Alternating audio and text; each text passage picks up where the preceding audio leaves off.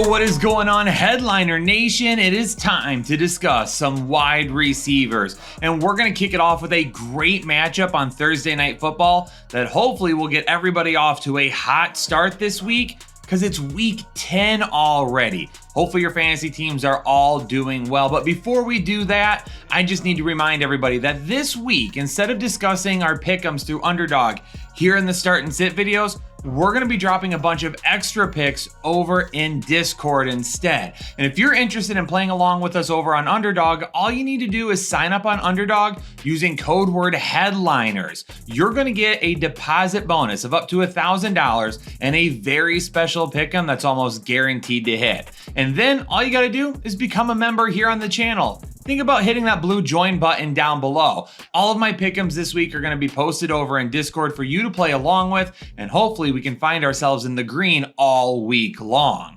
But with Thursday Night Football this week, Baltimore against Cincinnati, we could find ourselves with a whole lot of offense right away. Listen, the Baltimore offense is fantastic, but their defense is awful. Right now, they are allowing the most receiving yards and the most fantasy points per game to wide receivers. They're also tied for allowing the second most receiving touchdowns as well. This defense cannot stop the big play. They cannot stop wide receivers, and Jamar Chase could end up having a huge day. And we'll keep an eye on T. Higgins and whether or not he'll be able to be out there this week. If he can, then he should end up being a really safe start as well. Cincinnati's defense can definitely show up and play ball, especially in the secondary. Right now, they're allowing the 10th fewest fantasy points to the wide receiver position. But any type of neutral game script or even negative game script for the Baltimore Ravens is going to allow for a lot of passing opportunity. And going up against this offense, it may not matter how well they've done so far this season on defense. Baltimore can sling it. Zay Flowers has a huge target share. Now they've added Deontay Johnson to the mix, and they're going to run the ball with Derrick Henry. It might not matter because they might be putting up yards regardless, and Zay Flowers, because of his target share, to me feels like a safe floor still. I mean, you can really do anything against Carolina that you want to do, and the reason that their numbers look better against wide receivers is just because you can run the ball so much on them. Malik Neighbors is going to see plenty of targets. He's got a high floor and a high ceiling, and he's one of the better wide receivers right now in fantasy football when it comes to just overall volume potential. Wan'Dale Robinson, kind of the same way with volume. He sees a lot of targets. However, he doesn't offer the explosive play, so his risk is just a little bit higher in a matchup where he would really need to have a lot of volume in the first half in case things get out of hand in the second half and New York just runs the ball. This week for Carolina, it's all about the touchdowns for their wide receivers because right now, the New York Giants are allowing the 4th most receiving touchdowns. What we need to see later in the week is whether or not Adam Thielen can play. If he can go, then he becomes a medium risk, and Xavier Legette becomes a high risk instead. If Adam Thielen can't play, then we're going to leave Legette where he's at right now, and he's going to be very touchdown dependent. Demario Douglas really reminds me of Wan'Dale Robinson. Douglas had 9 targets last week, caught 7 of them, but only for 30 yards. A pretty decent target share, but unfortunately not a whole lot of big plays to go with it. And because of that, he's a guy that presents a little bit of risk, especially in tougher matchups. Because even if the volume is there like last week, it's going to be really hard to put together a big play. And we could see a very similar stat line this week. I am really interested in seeing what the offensive game plan is going to look like for the Bears this week. You can throw the ball on New England. They allow quite a bit of passing yards. But the question is, over the last couple of weeks, you've seen Caleb Williams kind of lock into Rome Odunze. And the offense as a whole the last couple of weeks hasn't looked great. DJ Moore showed a lot of frustrations. He's still getting a decent target share, but he's not really producing. Keenan Allen, he's more touchdown dependent at this point. What do we need from Caleb Williams to get this offense back on track? It's spreading the ball around and getting it to your best playmakers, which means we need to start getting the ball to DJ Moore a little bit more often. We'll see if Chicago makes that a point this week in the game plan. And if they don't, we may need to be concerned moving forward. I am all in on Khalil Shakir this week. This is a really solid matchup against an Indianapolis secondary that allows a lot of yards and a lot of fantasy points to the wide receiver position. And with Joe Flacco starting at quarterback, if they can be a little bit more consistent than what they were last week, there is a better chance for neutral game script, allowing Khalil Shakir to see more potential targets. I'm excited for this matchup, so much so that Khalil Shakir is going to be my Manscaped must-start of the week. The holidays are almost here, and you're going to need to start doing your shopping very soon. And with all of the great tools that Manscaped offers, that's a great place to start. Head on over to manscaped.com. Check out all of their tools for all the loved ones in your life, whether you're putting something under the tree or in their stocking. And when you get ready to check out, use code word headliners20 for 20% off your entire order and free shipping. But with Khalil Shakir this week, absolutely he deserves to be my Manscaped must-start because this could end up being a really big game for him. The Buffalo Bills are going to be a little bit tougher on defense. They're currently allowing the fewest fantasy points per game to the wide receiver position. And when you take a look at the wide receivers, it's really hard to tell who's going to be the guy week in and week out. We've seen them all be successful with Joe Flacco. We've seen them suck with Joe Flacco. Josh Downs seems to be the number one right now. And if that trend continues, then he'll carry a little bit of risk this week, but then he would be the one that you want to take a shot at from the Colts this week. Definitely the best opportunity to see the most targets, big play potential to go with it, and touchdown potential. The Denver and Kansas City game this week could definitely be defensive minded, and we could see a low scoring affair in this one. Kansas City's offense looked way better last week with DeAndre Hopkins helping out with 2 touchdowns, but I don't know if we're going to see that this week going up against Denver. I mean, the Kansas City defense is currently allowing the fewest receiving yards to opposing wide receivers. And Denver's going to throw the ball 30-35 times in this game, but that doesn't mean that the yards are just going to rack up quickly.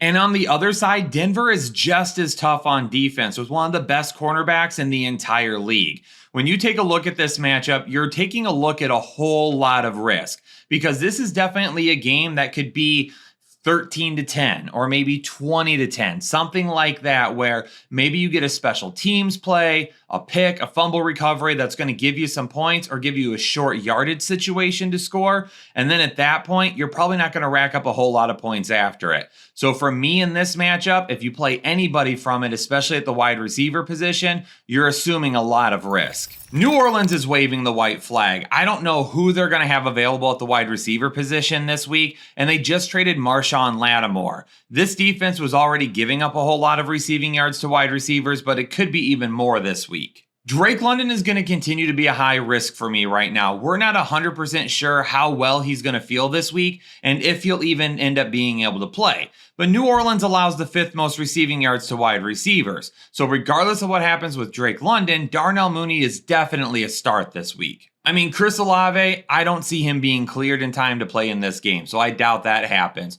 Cedric Wilson, Marquez Valdes-Scantling, Jordan Mims. I mean, if you really think that you need to start any of those guys, then I think we have some more things to talk about than just your starting lineup. For San Francisco and Tampa Bay, it feels like Deebo Samuel is really the only safe bet for the 49ers. George Kittle's going to have a field day. This is a great matchup for him, and he could end up being the number 1 player on this offense this week. Deebo to me feels like a safer bet after him with a little bit of a lower ceiling. And then we don't really know who's going to be the guy after that. Juwan Jennings is trying to work his way back right now. Ricky Pearsall before the bye was starting to make a little bit of an impact. So let's wait and see what happens with those guys before we start trying to put either of them in our lineup. For Tampa Bay in a difficult matchup, I don't really know where we think we need to go here. It's already been said that Mike Evans probably is not returning to play until after their bye next week. Jalen McMillan, well, he missed Monday Night Football and is banged up. Sterling Shepard is basically the wide receiver 1 and saw 5 targets last week. If you're desperate and you need somebody to get targets for you, then maybe we look at Sterling Shepard, but that is a high risk, low reward payout. I don't think enough people are giving Washington credit for how good they have gotten since week 1. They have improved significantly, especially when it comes to stopping the pass. And now they've added Marshawn Lattimore to the mix. This matchup going up against Pittsburgh is a little bit more difficult than what maybe the numbers suggest because a lot of the numbers are skewed back towards the beginning of the season. George Pickens for me is definitely going to be in our lineups because I do like his touchdown potential in this matchup. And because he's got the big playability, even if he doesn't see a ton of plays, Give me a couple of big plays and a touchdown, and that's still more than enough to make him fantasy viable. We'll see if Jaden Daniels and the Washington offense can break through this Pittsburgh defense a little bit more this week. Right now, they're allowing the second fewest receiving touchdowns to the wide receiver position. The question for me with Jaden Daniels going up against Pittsburgh, because we know they are going to create pressure, is how often does he tuck and run the football? He's going to need to stay in the pocket. He's going to need to throw on the run. But if he starts tucking it and running it more often this week because TJ Watt and others are in the backfield, then unfortunately, Terry McLaurin's upside is going to dramatically drop. But the one thing that I like is last week, even without a whole lot of volume, he was still targeted in the end zone, and Terry McLaurin scored twice. Jacksonville is currently allowing the 4th most fantasy points per game, the 3rd most receiving yards, and the 4th most touchdowns to the wide receiver position. So we already know that we're locking in Justin Jefferson this week. But Jordan Addison, he's got some nice wide receiver 2 potential, and at worst, flex potential if you need him there. Now, Minnesota's defense did pretty well last week in primetime going up against the Indianapolis Colts and Joe Flacco. But Brian Thomas Jr., I think, is going to be a whole lot harder to corral than what any of the wide receivers were from last week. Minnesota allows the 2nd most fantasy points to the wide receiver position right now. And regardless of who's around him, Brian Thomas Jr. on the field has a ton of big playability and a ton of upside this week. Calvin Ridley has 40 targets over the last 4 weeks. And since DeAndre Hopkins was traded, he's had 15 and then another 8 this past week. He is seeing tons of volume right now. And this is not an easy matchup, so he doesn't have a ton of upside. But if you're trying to play Calvin Ridley, you can throw him out there and hope for some flex numbers just based on the amount of looks he's getting. Realistically, this could end up being another defensive matchup, just like we talked about at the beginning of the episode. These two teams' defenses could just keep each other in check the entire day. Tennessee is allowing the 2nd fewest fantasy points per game to the wide receiver position. Ladd McConkey definitely should see a decent amount of targets, and kind of similar to Calvin Ridley, where he doesn't have a ton of upside this week, but the target share alone may be just enough to keep him fantasy viable. Philadelphia and Dallas may bring us 2 of the biggest question marks in fantasy football this week: A.J. Brown and CeeDee Lamb. Both of them are banged up. Both of them did not look too good heading out of their game this past week. And even though CeeDee Lamb ended up coming back in, one of the last shots we saw of him was him holding his shoulder. We're going to continue to monitor both of these guys throughout the rest of the week. As of right now, it appears that they did not suffer any major injuries. So maybe we only see him out for a week. Maybe they'll end up being back very soon. But those 2 guys are going to have huge implications on this game. If A.J. Brown plays, we're going to be playing him. If he doesn't, Devontae Smith is going to have a ton of upside based on targets alone this week. And even if A.J. Brown does play, Devontae Smith is still going to be, at worst, a medium risk because A.J. Brown may not even be 100%. And if CeeDee Lamb ends up playing in this game, there's still a lot of concerns here. Number 1, he is banged up. He's probably not 100%. Number 2, this is a tougher matchup. And number 3, Cooper Rush is going to be his quarterback this week. That right there makes him at least a medium risk, regardless of if he's in or not. Seeing Davante Adams and Garrett Wilson both ball out last week is definitely a sweet sign for those of you that have been waiting for big numbers from them this season. Davante Adams couldn't be in a better situation right now. Garrett Wilson is clearly thriving with another alpha wide receiver on the other side of him, and there's really no reason to be worried about either of these guys, especially in a matchup going up against Arizona, who allows the 7th most receiving yards to wide receivers. But I can't really say the same thing about Marvin Harrison Jr., and they're going to be going up against the New York Jets, who allow the 5th fewest receiving yards, touchdowns, and fantasy points per game to the wide receiver position. And unfortunately, Harrison just hasn't been all that good. Since week 2, Marvin Harrison Jr. has been a wide receiver 1 time. He's been a wide receiver 2 1 time. In every other game, he has finished at wide receiver 58 or lower. So if you're running with Marvin Harrison Jr. this week, just be ready for a really disappointing outcome. Sunday Night Football should be a banger of a game. The Houston Texans and the Detroit Lions, and there are a couple of question marks that we're keeping an eye on. Jameson Williams, how does he look coming out of his 2-game suspension? Houston allows the 5th most fantasy points per game and the most receiving touchdowns to wide receivers right now.